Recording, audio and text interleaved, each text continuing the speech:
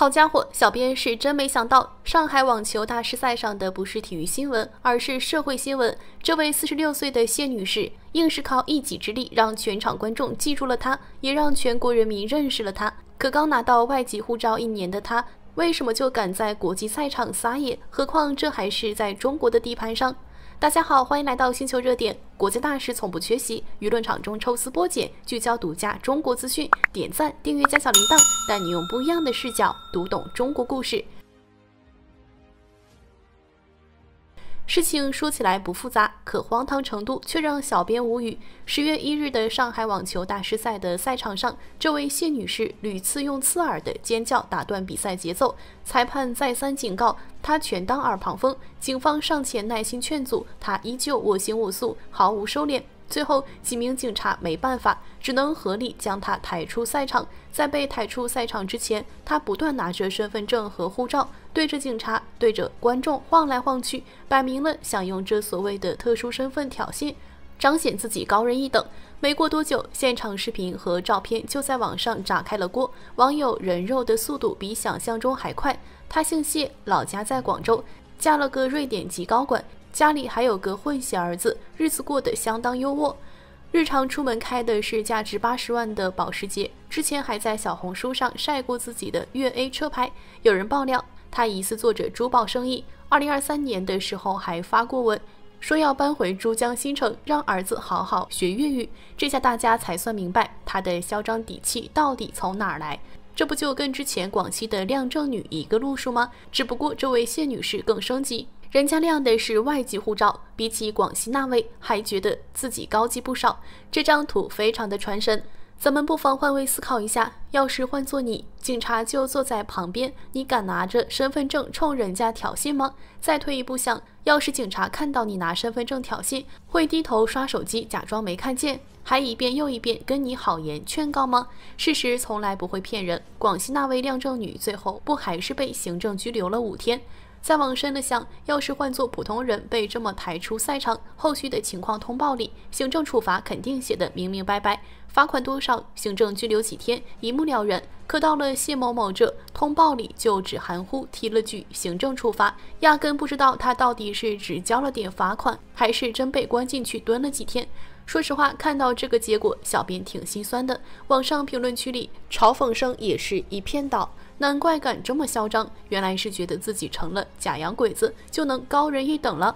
崇洋媚外到这份上也是没谁了，尤其是现场视频里，他喊的2句英文听着就格外刺耳。第一句是 I'm not Chinese， 第二句是 Don't touch me。这可不是什么酒后胡言，分明是他潜意识里最真实的想法，自己早就不认同中国人这个身份了。一个土生土长的中国人，在中国的土地上否认自己的根，还用英语跟警察叫板，这哪是酒壮怂人胆，分明是虚荣心撑起来的狂妄。他比谁都清楚自己在做什么，更清楚怎么利用这张假身份的底牌去制造麻烦，逃避约束。中国人历来以好客出名，过去就算自己吃不饱，也得让客人吃得舒心，住得安心。直到现在，对外国朋友也总是礼遇有加。这样的例子不用多举，说多了反而显得啰嗦。单说最近发生的2件事就够了。一是东北某所大学给留学生宿舍全换上了新空调，可本校学生却热得睡不着觉，只能跑到操场上去打地铺。二是重庆某所大学直接把外国留学生安排进了女生宿舍，这事当时也引发了不少讨论。再说近几年上海发生的2件事，一个是杨女婿的相关争议，另一个是所谓的杨大人钉钉保卫战，至今提起来还有人印象深刻。其实这些假洋鬼子比真正的外国人更会钻空子，利用身份错位。他们笃定在这个社会里，总有人因为他们手里那本外籍护照，就下意识退让3分，不想把小事闹大。也正是抱着这种心思，谢某某才敢无视裁判警告，挑衅现场警察，觉得凭一本护照就能换来豁免权。可咱不妨想想，要是谢某某在他护照所属的国家干出同样扰乱公共秩序的事，恐怕根本不会有警察坐在旁边耐心震慑的场面，早就被直接架出去，甚至按当地法律处理了。不过咱们更该听听当晚上海网球场上观众的反应。当警察把谢某某抬走的时候，全场观众都在鼓掌。掌声热烈的能掀翻屋顶，这掌声才是老百姓发自内心的声音，是对这种崇洋媚外、仗势欺人行为最直接的反对。有个成语用来形容谢某某的心态再合适不过，为虎作伥。可话说回来，这世上本来没有伥，是先有了纵容虎的环境，才有了依附虎的伥。而那些虎之所以能肆无忌惮，说到底不过是被某些人一手纵容惯出来的毛病。等到哪天真正的外国人不再能享受到不该有的特殊待遇，这些靠着假身份装腔作势的假洋鬼子，他们的傲慢也就没了靠山，自然会跟着烟消云散。还是网球比赛时发生的事。9月28日的中国网球公开赛上，意大利网球选手穆塞蒂赢了比赛，脸上却没多少喜色，反而透着点慌。为啥？因为26号他输球的时候，被人拍着用意大利语抱怨那该死的中国人总在咳嗽，还故意模仿咳嗽的动作，那轻蔑劲隔着屏幕都能感觉到。等到28号赢了球，他立马在镜头前写了个大大的 sorry， 嘴甜的不行，反复说自己鲁莽了，伤害中国球迷感情了，还强调特别珍惜在中国打球的机会，那态度转变之快，比翻书还利索。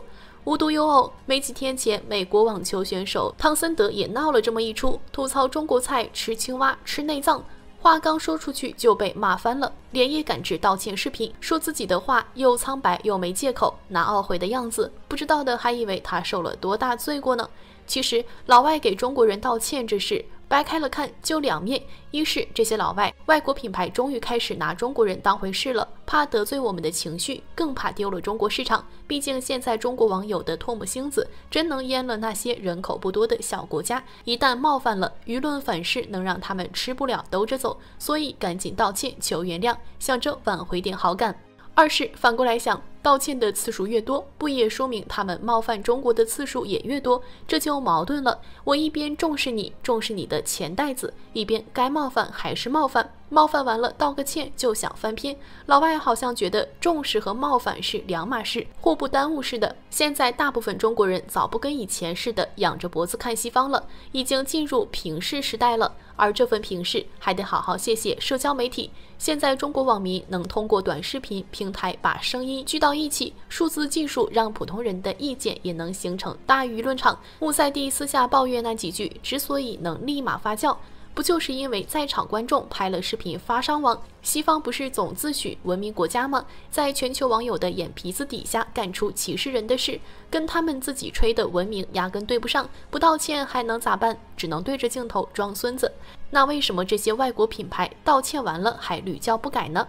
说起来挺心酸的，中国人早不仰视西方了，可好多西方人还揣着俯视中国人的架子，不管是有意还是无意，他们总用自己那套文化逻辑来套中国市场，压根没把中国人心里的禁区当回事。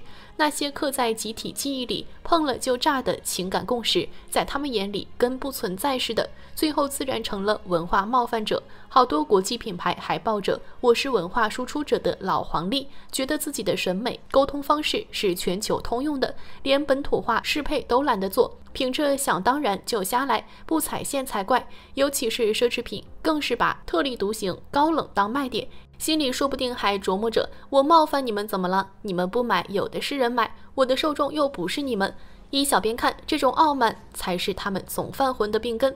可他们真的有那么高冷吗？打个比方，要是哪个奢侈品牌敢在广告里歧视黑人或者冒犯跨性别者，那他大概率得被国际审判8层皮，想翻身都难。可换成冒犯中国呢，代价就小多了，发个道歉声明，甚至中国版和海外版说的还不一样，就能把不少国人糊弄过去。你说可笑不可笑？更气人的是，一出事他们就拿文化差异当挡箭牌，好像文化差异是万能膏药，什么错都能贴。可眯眯眼这种全世界都知道是种族歧视的玩意儿，也能算文化差异？别忘了，这破动作还是那些洋大人自己发明出来的。其实中国市场从来都不排斥跨文化交流，中国人反感的也不是文化差异，而是藏在差异背后的傲慢和轻视。你拿中国消费者当回事，中国市场自然欢迎你；你拿中国消费者当冤大头，还想踩几句，那抱歉，中国市场不伺候。小编真心希望以后别再是冒犯、道歉、再冒犯的死循环了。与其总看他们演戏式的道歉，不如让他们从根上学会尊重中国市场，尊重中国消费者，少犯点浑，这才是真的。好了，今天的内容到这里就结束了。如果你喜欢小编的影片，还请大家多多点赞转发，让更多的人一起见证中国进步。关注我的频道，这样既能回顾往期视频，又不会错过之后的精彩内容。那我们下期节目不见不散。